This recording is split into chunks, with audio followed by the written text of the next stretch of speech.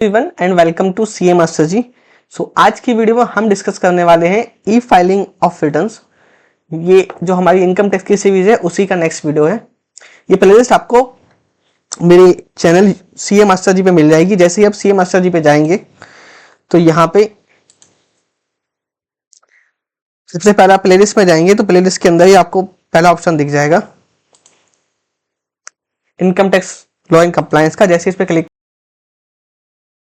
पहुंच जाएंगे,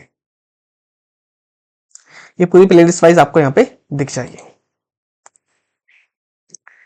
तो चलिए आज की वीडियो स्टार्ट करते हैं। ई फाइलिंग ऑफ रिटर्न यानी कि आईटीआर आपको कब कब फाइल करनी होती है। तो देखिए बेसिकली क्या है, अगर आप नॉर्मल केसेस में क्या होता है, आपको पहले मैं ड्यू डेट की बात कर लेता हूं। ड्यू डेट क्या रहती है आपकी 31 जुलाई रहती है।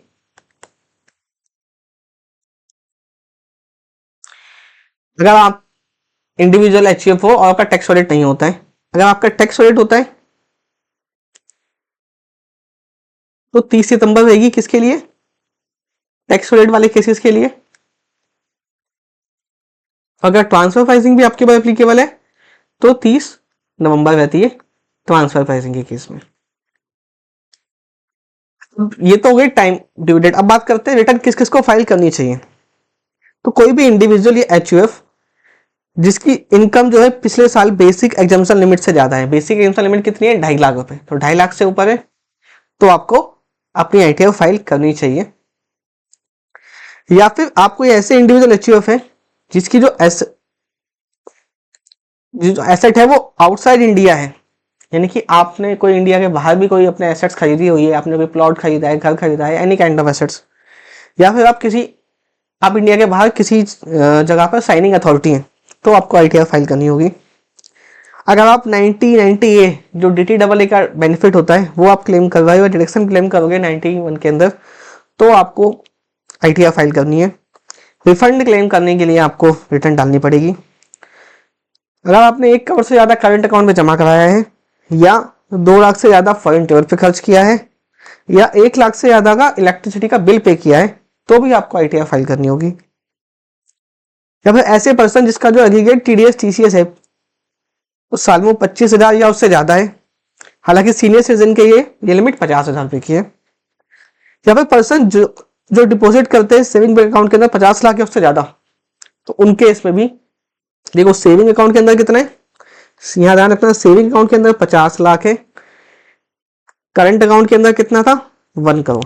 तो दोनों में डिफरेंस है, सेविंग में 50 लाख, करंट अकाउंट में 1 करोड़।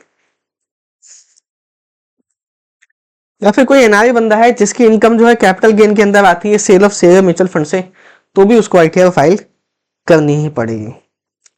लेकिन आईटीआर कब फाइल नहीं करनी है? अगर सीनियर सिटीजन 75 ईयर या उससे ज्यादा है और उसकी सिर्फ पेंशन से इनकम आ रही है तो आईटीआर फाइल करने की जरूरत नहीं है, क्योंकि पेंशन में तो टीडीएस कट ही जाता है। इंटरेस्ट इनकम सेम बैंक से आ रही है जिसमें वो पेंशन रिसीव कर रहा है, तो उसको एक डिक्लेरेशन देनी पड़ेगी बैंक को। बैंक उसकी इनकम और टीडीएस का सर्टिफिकेट देगा कैलकुलेट करने के बाद और वेट करने के बाद, और उसका टीडीएस काटेगा। ड्यू डेट मैंने आपको बता ही दी है।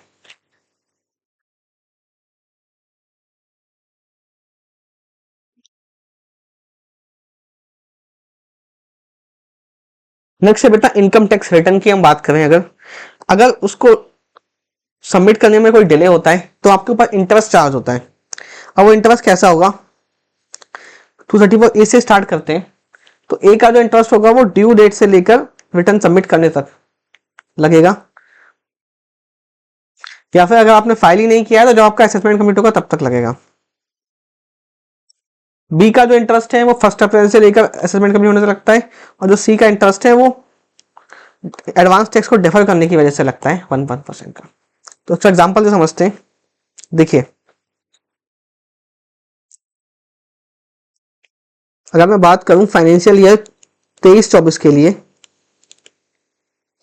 अप्रैल 23 से लेकर मार्च 24 तक 4 क्वार्टर थे। जून 24, सितंबर 24, दिसंबर 24, और मार्च 24। मेरे को हर क्वार्टर पे एडवांस टैक्स पे करना होता है। अगर मैंने मान लीजिए यहाँ पे एडवांस टैक्स जमा नहीं किया, एडवांस टैक्स मैंने यहाँ पे जमा नहीं किया, यहाँ जमा करूंगा, तो मुझे क्या लगेगा? तो मुझे सबसे पहले लगेगा सेक्शन 234C का इंटरेस्ट एडवांस टैक्स की इंस्टॉलमेंट को डेफर करने के लिए, जो कि 1% है। रेट तो तीनों केस पे सेम ही है, तो यहाँ मुझे लग जाएगा 234C का। अब अगर मान लीजिए 31 मार्च हो गया, थोड़ी सी जगह यहाँ कम है, तो मार्च के बाद की बात करते हैं। यानी कि मार्च के बाद अप्रैल स्टार्ट हो जाएगा। अप्रैल 24 से आप मान लीजिए जुलाई 24 तक आ गए हो। अगर आपने आईटीआर जुलाई 24 को फाइल कर दी, सॉरी,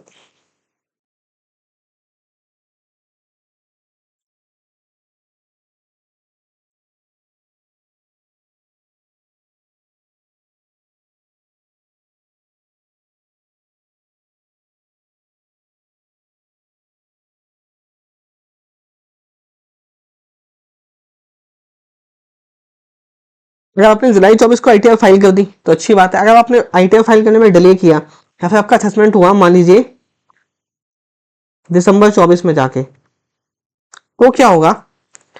234B का जो इंटरेस्ट लगेगा आपके ऊपर, वो 1 अप्रैल से लेकर असेसमेंट कंप्लीट होने तक, यानी कि यहां से लेकर यहां तक 234B का इंटरेस्ट आपको देना पड़ेगा।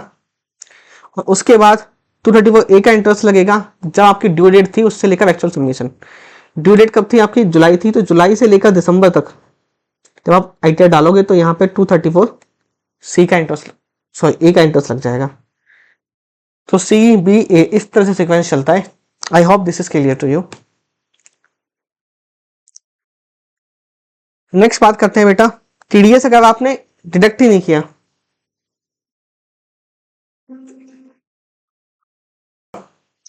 जो ऊपर प्रोविजन दिए थे मैं पढ़े थे टीडीएस के, तो क्या होगा? जिस दिन से आपको टीडीएस डिडक्ट करना था till the actual date of deduction आपको 1% का इंटरेस्ट जमा कराना पड़ेगा पर मंथ और पार्ट ऑफ द मंथ।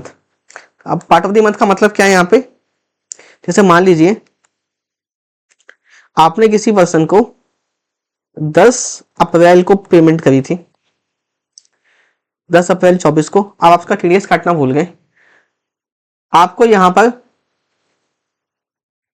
31 जुलाई को पता लगा कि अब उसका टीडीएस नहीं काटा, तो 10 अप्रैल से अगर मैं 31 जुलाई की बात करूं तो 3 महीने पूरे हुए और अप्रैल का 20 दिन, फिर भी आपको 4 मंथ का इंटरेस्ट जमा कराना पड़ेगा। मान लीजिए 1 लाख रुपए आपने टैक्स नहीं काटा था, तो 1 लाख का 4%,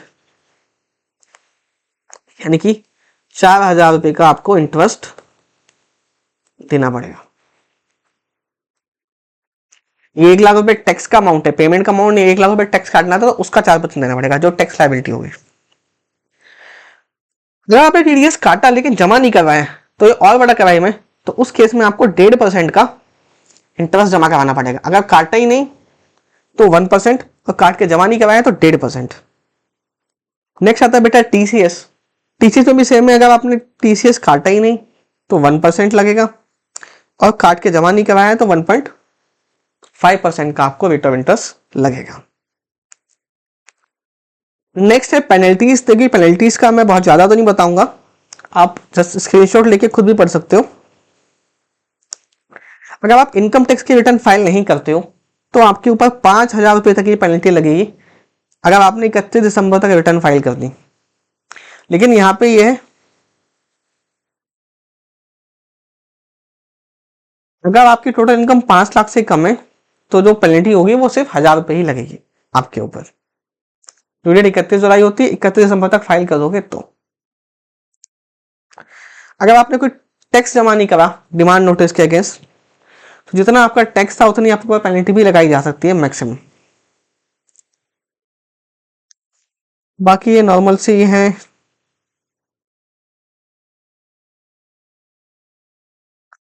सेक्शन 269S 269T का आपने कोई डिफॉल्ट करा जो कि लोन के रिपेमेंट या एक्सेप्टेंस की बात करता है, जितना आपने लोन डिपॉजिट जमा किया उसका आपको उतना ही आपको पेनल्टी लगेगा।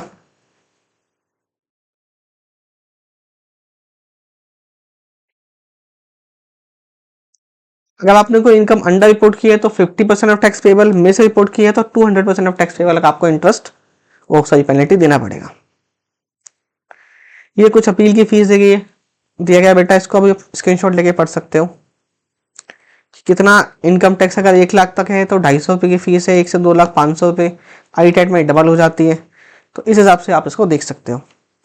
नेक्स्ट आता है बेटा ट्रांसफर प्राइसिंग। ट्रांसफर प्राइसिंग का मतलब क्या होता है, अगर एक इंडियन कंसर्न है जो अपने किसी रिलेटिव को इंडिया के बाहर अगर उसके साथ कोई ट्रांजेक्शन कर रहा है तो वो एक आर्म लेंथ प्राइस पर होनी चाहिए। आर्म लेंथ प्राइस का मतलब है नॉर्मल अगर मैं किसी और वेंडर को भी बेचता तो सेम प्राइस पे बेचता। ऐसा क्यों किया जाता है, ताकि इंडिया से पैसा अनलीगल वे से बाहर ना जाए। तो ये क्यों इंट्रोड्यूस किया गया है, uniform and intentionally accepted mechanism लाने के लिए, ताकि फेयर प्राइसिंग हो सके, फेयर रिकॉर्डेड प्रॉफिट निकल सके और टैक्स जो है मल्टीनेशनल कंपनी का इंडिया में जमा हो सके।